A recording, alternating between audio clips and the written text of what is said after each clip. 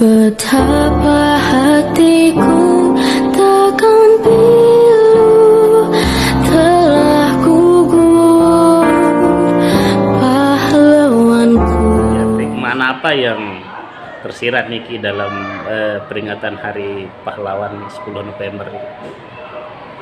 Makna yang tersirat yang dapat kami tangkap pada momen Hari Pahlawan tanggal 10 November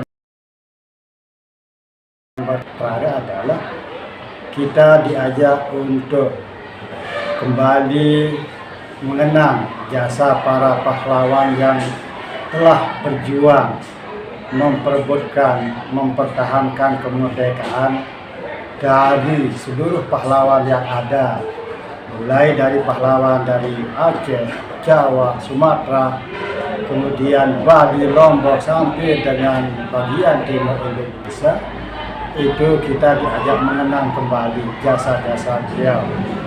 Bayangkan saja perjuangan-perjuangan yaitu tanpa pamrih. Kita melihat perjuangannya itu tanpa ada yang mengomando, tetapi bergerak bersama.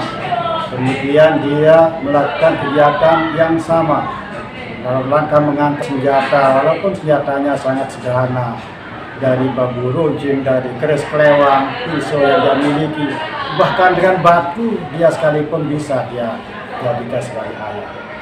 Yang kedua, di SNPN 1 Trare itu banyak sekali kita lihat jiwa-jiwanya. Kita melihat dari peran serta seorang guru, kemudian pegawai, kemudian komite, itu dapat kita simak dari berbagai macam kegiatan.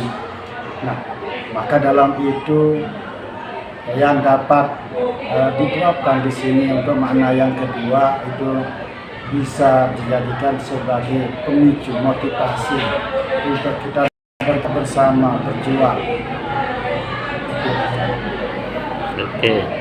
Diambil oleh siswa kita di SNPN 1 Trare, mulai dari sekarang dan seterusnya bisa dia beradaptasi dengan program-program yang sudah diprogram oleh sekolah, oleh komite, kemudian program-program yang datang secara langsung dari pemerintah daerah, pemerintah pusat atau pemerintah provinsi, untuk senantiasa kita melaksanakan kegiatan-kegiatan. Jadi peran kita bisa kita ambil kegiatan contoh, belajar dengan giat, melakukan kegiatan-kegiatan motivasi keterampilan, kemudian membuat kelompok-kelompok belajar, ada kegiatan-kegiatan eksternal atau ekstra bisa dilakukan dengan giat di rumah, giat di sekolah atau giat di mana saja. Yang penting dia mengacu dalam proses untuk meningkatkan motivasi belajar dia. Di mengisi pahala kegiatan perjuangan melawan penjajah itu tidak perlu dengan mengangkat senjata, tapi senjata kita adalah cukup membeli bolpoin, pensil, mistar, buku, mengambil buku di perpustakaan, mengikuti pelajaran yang sudah diprogram oleh Bapak Ibu guru. Itu saya kira lebih dari tentara, pejuang tempo dulu yang mengangkat senjata.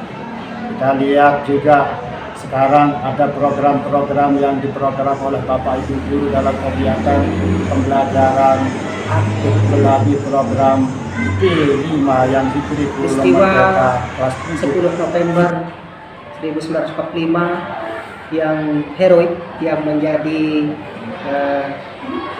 Hari Pahlawan, itu dilatar belakangi dari kisah pada bulan Oktober, tepatnya 21 Oktober 1900, peristiwa di Anjungan Hotel Yamato, di mana ada bendera dengan warna merah, putih, dan hijau. Nah, para pejuang saat itu naik untuk merobek warna biru, sehingga bisa menjadi merah putih di tengah dentingan peluru. Mereka tidak surut, beberapa diantaranya jatuh kena peluru, tapi para pemuda tidak gentar. Mereka terus naik anjungan dan merobek warna biru, karena bendera merah putih itu, bendera itu adalah lambang kehormatan atau harga diri kita sebagai bangsa. Itulah sebabnya mereka terus naik sehingga berhasil merobek warna biru. Itu terjadi di Hotel Yamato di Surabaya. Nah, dalam peristiwa 10 November itu juga terjadi suatu peristiwa yang mengejutkan tentara sekutu, di mana pada saat itu pasukan-pasukan dari India, Bangladesh dan Pakistan membela Indonesia pada saat itu karena mendengar teriakan Allahu Akbar, Allahu Akbar, Allahu Akbar dari para pejuang pada saat itu. Dan mereka berpikir kita ini ternyata melawan saudara kita sendiri, umat muslim yang membela bangsa dan negaranya. Lebih dari 600 orang tentara Urga dari India membelot di pihak Indonesia, membela bangsa Indonesia bersama-sama dengan para pemuda Hizbullah, Hizbul Watan dan Sabilillah pada saat itu berjuang berbalik melawan tentara sekutu di bawah pimpinan Inggris. Peristiwa ini menewaskan banyak sekali korban di pihak Indonesia maupun pihak sekutu. Di Indonesia karena rakyat tidak terlatih, lebih dari 60.000 santri yang tewas di medan perang. Sementara di pihak sekutu hampir dari 2.000 bahkan 6.000 pasukannya yang terlatih, yang sangat kuat dengan persenjataan yang sangat canggih, banyak terluka. Termasuk kerugiannya adalah membelotnya pasukan dari Pakistan dan peristiwa 10 November ini mengajarkan kepada kita sebagai generasi penerus bangsa bahwa perjuangan setelah kita merdeka itu bukan akhir, tetapi perjuangan setelah kita memproklamasikan kemerdekaan itu berlangsung terus-menerus, termasuk di dalamnya kita terus berjuang bagaimana mengisi kemerdekaan Indonesia dengan sebagai pendidik, sebagai warga masyarakat yang pemuda, peran yang bisa kita ambil dari Hari Pahlawan ini, pertama, pemuda hendaknya harus giat bekerja. Kalau bagi pelajar, giat belajar sesuai dengan amanah pendidikan dan tips untuk kesuksesan, bahwa ada 3 ciri-ciri atau tips untuk sukses. Pertama, kita himbau terhadap mahasiswa atau siswa kita harus tanamkan niat belajar yang baik. Nawaitu ta'allum lillahi ta'ala, berniat untuk belajar mencari ilmu karena Allah.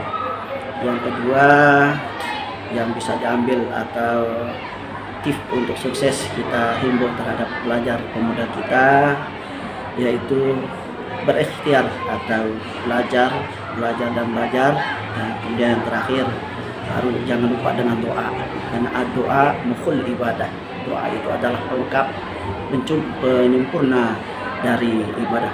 Maka dari 3 tips ini insya Allah kalau kita amalkan, niat kita baik, kemudian ikhtiar usaha kita juga baik, ditambah dengan doa, maka insya Allah kita jadi sukses.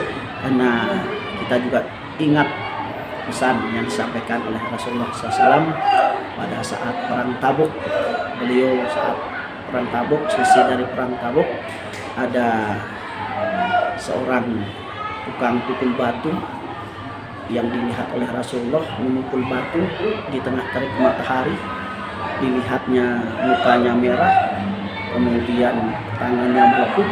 Lalu Rasulullah bertanya pada sang pemuda tersebut, "Wahai pemuda, apakah yang kau kerjakan?" Maka jawab sang pemuda, "Saya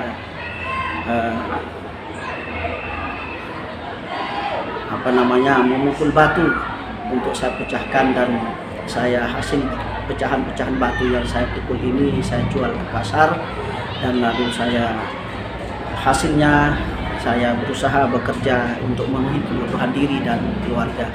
Maka Rasulullah mencium tangan pemuda tersebut lalu mengatakan, "Haza yad la tamassahu." Ini adalah tangan yang tidak pernah akan disentuh oleh api neraka. Jadi dengan cerita kisah singkat tersebut motivasi sebagai pemuda kita harus giat belajar, berusaha, berikhtiar untuk mencapai cita-cita. Demikian, assalamualaikum warahmatullahi wabarakatuh. Oke, terima kasih.